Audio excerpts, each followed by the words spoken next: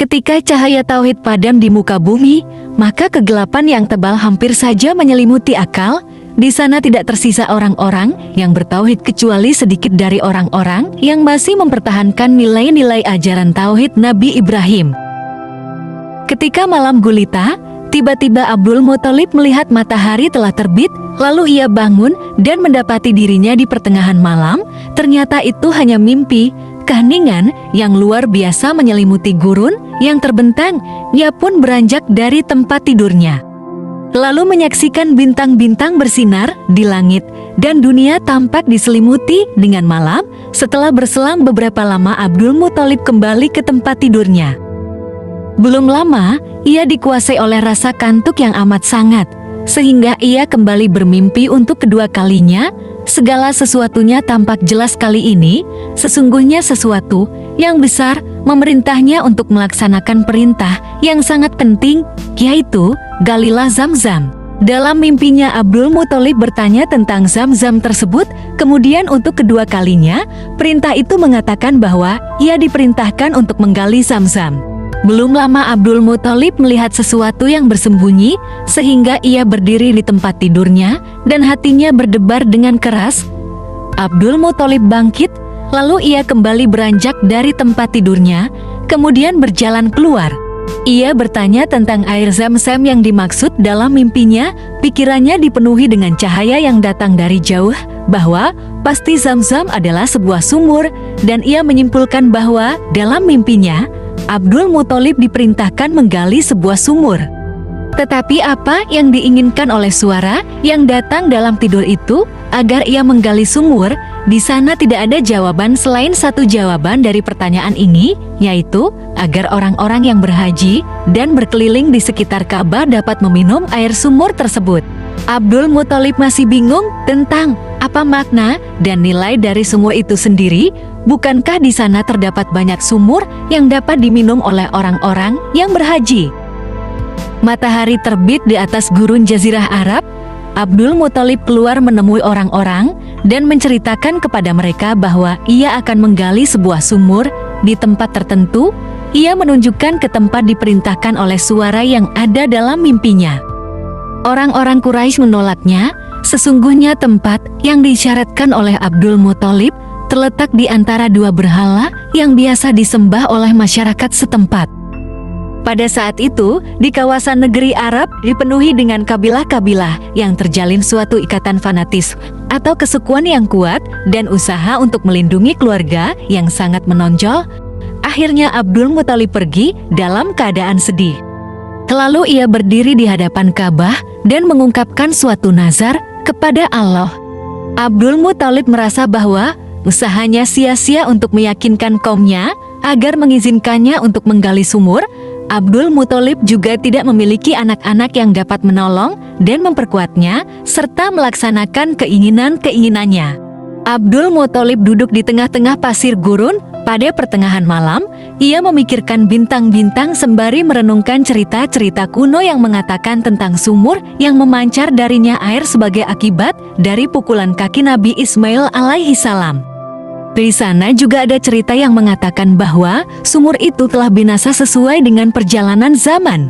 Ia berkata, "Jika aku mendapat 10 anak laki-laki dan mereka menginjak usia dewasa, sehingga mereka mampu melindungiku saat aku menggali sumur Zam-Zam, maka aku akan menyembelih salah seorang dari mereka di sisi Ka'bah sebagai bentuk kurbanku." Pintu langit pun terbuka untuk doanya. Belum sampai berlangsung 1 tahun, istrinya melahirkan anaknya yang kedua, dan setiap tahun ia melahirkan anak laki-laki sampai pada tahun yang ke-9, sehingga sampailah Abdul Muthalib mempunyai 10 anak laki-laki.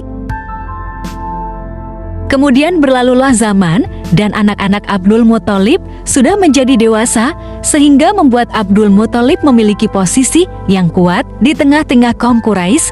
Kemudian Abdul Muthalib berusaha melakukan rencananya yang disyaratkan dalam mimpinya itu, yaitu menggali sumur Zam-Zam. Beserta harus bersiap-siap juga untuk mengorbankan salah satu anaknya sebagai bentuk melaksanakan nazarnya. Maka dilakukanlah undian atas 10 anaknya, lalu keluarlah nama anaknya yang paling kecil, yaitu Abdullah. Ketika nama anak itu keluar dalam undian, Maka orang-orang yang ada di sekitarnya berusaha menolak.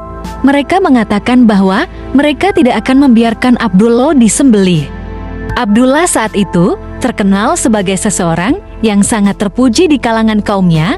Ia telah dapat menarik simpati masyarakat di sekitarnya.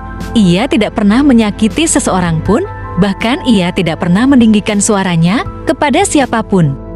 Senyuman khas Abdullah terkenal sebagai senyuman yang paling lembut di kawasan Jazirah Arab.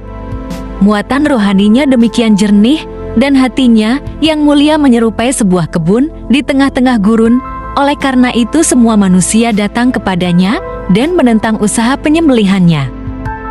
Para pembesar Quraisy berkata, "Lebih baik kami menyembelih anak-anak kami daripada ia harus disembelih dan menjadikan anak-anak kami sebagai tebusan baginya.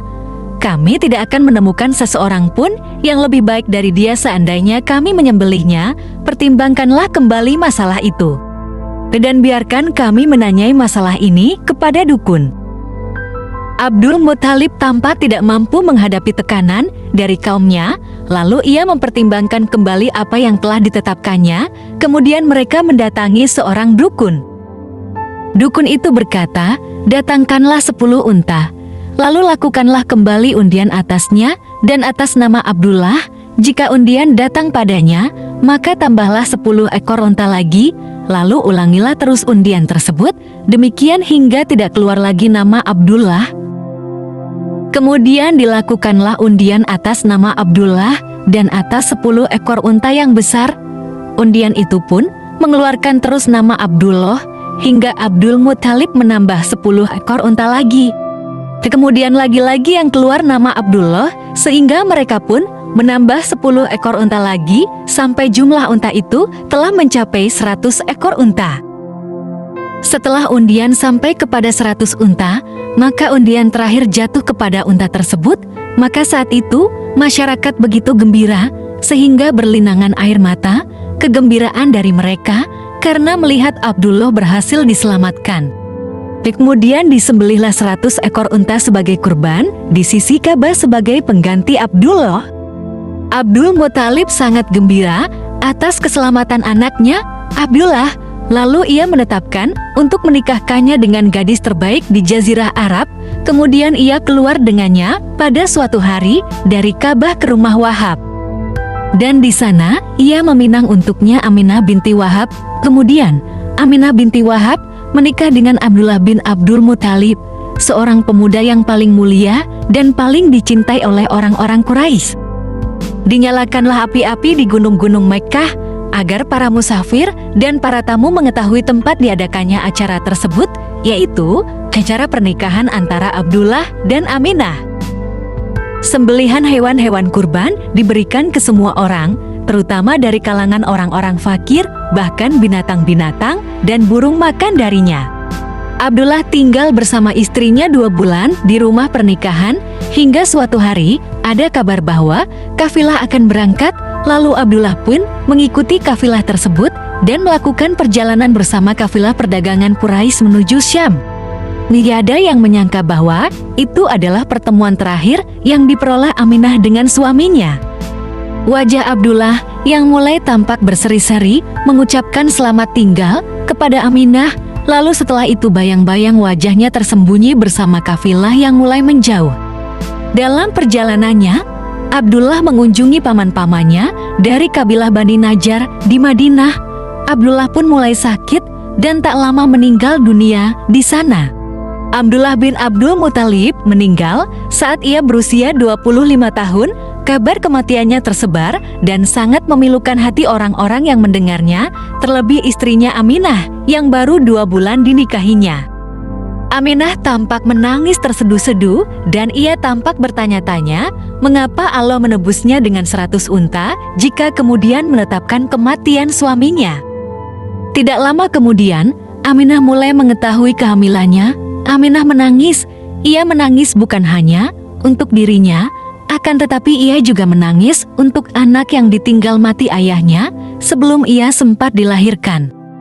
Aminah tidak pernah mengetahui sebelumnya bahwa janin yang dikandungnya akan menjadi anak yatim. Ayahnya meninggal bahkan sebelum dilahirkan.